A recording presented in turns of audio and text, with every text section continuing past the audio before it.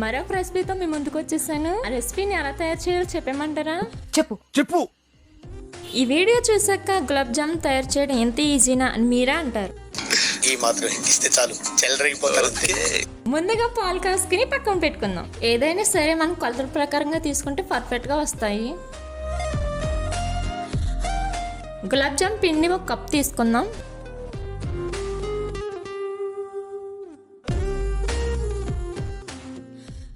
మనం ముందుగా పాలు కాచుకుని పక్కన పెట్టుకున్నాం కదా, అవి తీసుకుని పిండిలో కొంచెం కొంచెం వేసుకుని బాగా కలుపుకోవాలి. అందులో 1 టేబుల్ స్పూన్ నెయ్యి వేసుకుని మనం చపాతీ పిండి ఎలా అయితే కలుపుకుంటామో సేమ్ అదే విధంగా ఇది కూడా కలుపుకొని పక్కన పెట్టుకోవాలి. A few minutes later. ఈ పిండి కొంచెం కొంచెం తీసుకుని స్మాష్ చేస్తూ రౌండ్గా చేయాలి. నేను రౌండ్గా చేస్తుంటే మా పాప వచ్చి కంగారు పెట్టేసేది, అందుకే నేను కొంచెం తొందరగా చేయాల్సి వచ్చింది. మీరైతే కొంచెం రౌండ్గా చేసుకోండి. నేను రౌండ్గా చేసుకుని పక్కన పెట్టేసుకున్నాను. 1 కప్పు గులాబ్ జామ్ పిండికి 2 కప్పులు పంచదార, అలాగే 2 కప్పులు వాటర్ వేసుకోవాలి.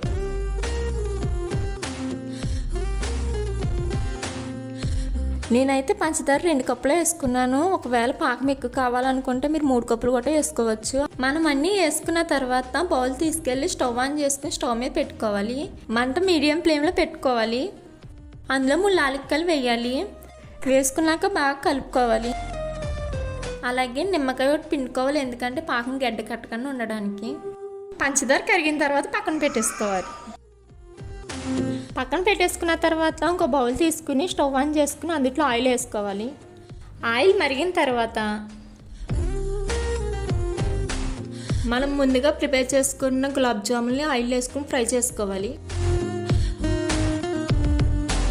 మీడియం ఫ్లేమ్లో పెట్టుకుని గోల్డెన్ కలర్ వచ్చే వరకు బాగా ఫ్రై చేసుకోవాలి. బాగా ఫ్రై అయిన తర్వాత మనం ముందుగా పక్కన పెట్టుకున్న పాకంలో ఫ్రై చేసుకున్న గులాబ్ జాములు వేసుకోవాలి. అంతేనండి, మనకి ఎంతో టేస్టీగా గులాబ్ జామ్ రెడీ అయిపోయినాయి. మీరు కూడా ట్రై చేయండి.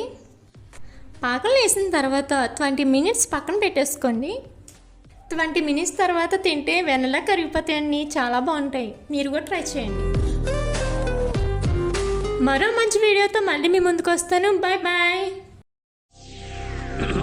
హాయ్, నా పెర్ఫార్మెన్స్ మీకు నచ్చినట్టయితే స్మాల్ బాస్ అని స్పేస్ ఇచ్చి పద్మశ్రీ PADMASRI అని టైప్ చేసి 5555 SMS చేయండి.